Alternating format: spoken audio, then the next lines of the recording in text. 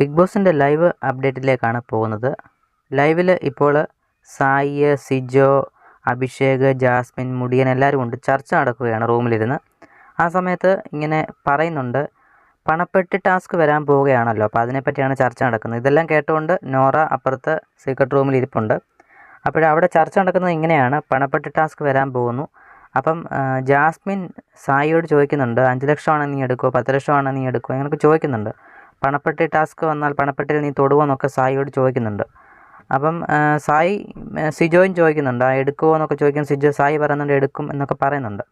അപ്പോൾ സായി നൈസായിട്ട് ജാസ്മിനോട് ചോദിക്കുന്നുണ്ട്, നീ എടുക്കുമെന്ന് ചോദിക്കുമ്പോൾ ജാസ്മിൻ പറയുന്നുണ്ട്, ഇങ്ങനെ എടുക്കുമെന്നുള്ള രീതിയിൽ പറയുമ്പോൾ എത്ര ആണെങ്കിൽ നീ എടുക്കുമെന്നുള്ള രീതിയിലാണ് ചോദിക്കുന്നതെന്ന് തോന്നുന്നു. കാരണം അതിനകത്ത് ഒരു പതുക്കെയാണ് പറയുന്നത്. എന്നാലും ജാസ്മിൻ 25 ലക്ഷമാണ് എടുക്കുമെന്നാണ് പറഞ്ഞത്.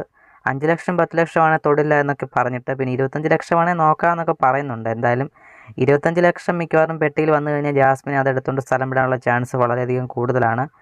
ജാസ്മിൻ 25 ലക്ഷം എടുത്തുകൊണ്ട് സ്ഥലം വിടുമോ? ഇതൊക്കെ കേട്ടോണ്ട് നമ്മുടെ നോറ അവിടെ ഇരുന്ന് ഫുഡ് കഴിക്കുകയാണ് അവിടെ സീക്രട്ട് റൂമിൽ. അപ്പോൾ നോറ പറയുന്നുണ്ട്, ഇവർക്ക് 25 ലക്ഷം കൊടുത്തരും, എനിക്ക് ടൈറ്റിൽ വിന്നർ എനിക്ക് തന്നേക്കുന്ന ബിഗ് ബോസിനോട് നോറ പറയുന്നുണ്ട്. എന്തായാലും നോറയുടെ ഒരു ആഗ്രഹം കൊള്ളാം. ബിഗ് ബോസിനോട് ഡയറക്റ്റ് പറഞ്ഞല്ലോ, പൈസ അല്ല ഇവർക്ക് കൊടുത്തത്, ടൈറ്റിൽ വിന്നർ എനിക്ക് തന്നേക്കാൻ.